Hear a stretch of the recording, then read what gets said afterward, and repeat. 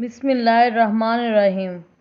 السلام علیکم ویورز، آج کی ویڈیو میں ہم آپ کو ایک نہایت اہم اور پراسرار فرشتے کے بارے میں بتائیں گے جنہیں ہم سب ملک الموت یعنی حضرت اسرائیل علیہ السلام کے نام سے جانتے ہیں۔ یہ وہ عظیم فرشتہ ہے جنہیں اللہ تعالیٰ نے ایک خاص ذمہ داری عطا فرمائی، اور وہ ہے ہر انسان کی روح قبض کرنا۔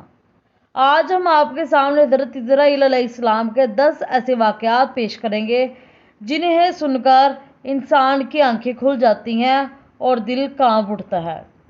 آئیے پہلے قصے کی طرف چلتے ہیں۔ حضرت اسرائیل علیہ السلام کی پیدائش اور ذمہ داری۔ روایت میں آتا ہے کہ جب اللہ تعالیٰ نے فرشتوں کو پیدا فرمایا تو ہر ایک کو ایک مخصوص ذمہ داری دی۔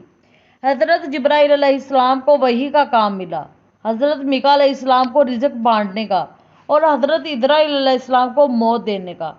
شروع میں فرشتوں نے یہ ذمہ داری سن کر تعجب کیا، لیکن اللہ تعالیٰ نے فرمایا کہ موت بھی ایک رحمت ہے، کیونکہ اس کے بغیر دنیا قائم نہ رہ سکے گی۔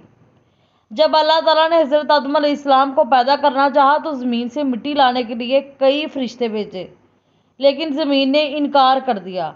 آخر میں حضرت اسرائیل علیہ السلام کو بھیجا گیا۔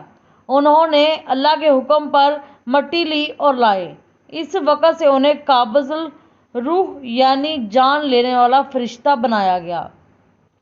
حضرت اسرائیل علیہ السلام کا سب سے مشکل کام انبیاء علیہ السلام کی روح قبض کرنا تھا۔ کہا جاتا ہے کہ حضرت موسیٰ علیہ السلام کی روح قبض کرنے کے وقت انہوں نے بڑی عاجزی اور نرمی اختیار کی، کیونکہ نبیوں کی روح قبض کرنا عام انسانوں سے زیادہ عظیم اور نازک معاملہ ہے۔ حضرت سلیمان علیہ السلام کے دربار میں ایک شخص آیا اور کانپنے لگا۔ اس نے کہا، مجھے ایک اجنبی فرشتہ گھور رہا ہے۔ حضرت سلیمان علیہ السلام نے ہوا کو حکم دیا کہ اس بندے کو بہت دور لے جاؤ۔ جب وہ وہاں پہنچا تو اچانک اس کی موت واقع ہو گئی۔ دراصل وہ فرشتہ حضرت اسرائیل علیہ السلام ہی تھے جو اس کی روح لینے کے لیے آئے تھے۔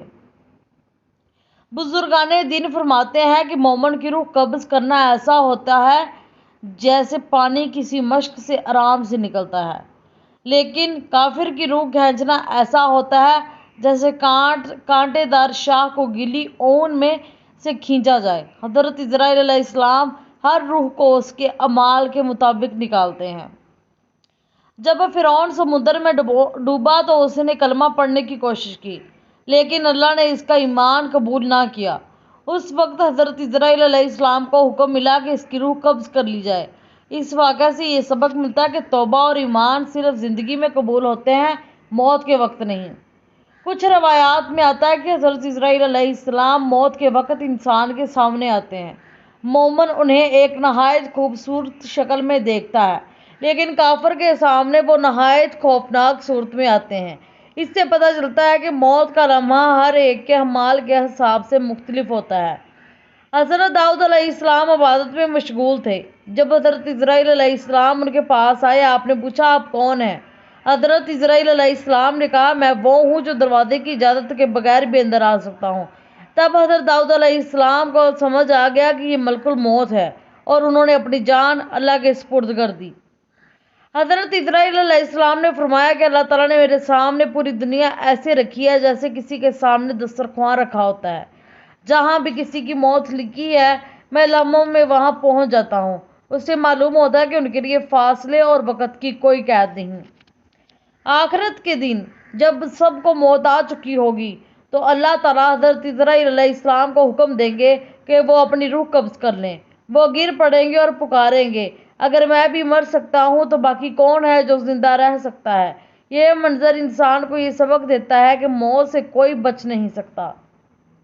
پیارے ویورز، حضرت اسرائیل علیہ السلام کے یہ واقعات ہمیں یہ سکھاتے ہیں کہ موت ایک حقیقت ہے جس سے کوئی نہیں بچ سکتا، چاہے بادشاہ ہو یا فقیر، نبی ہو یا عام انسان، ہر ایک نے اللہ کے حضور حاضر ہونا ہے۔ اس لیے ہمیں اپنی زندگی کو ایسے گزارنا چاہیے کہ جب موت کا فرشتہ آئے تو ہمارا چہرہ ایمان اور نیکی سے روشن ہو۔ آمین ثم آمین۔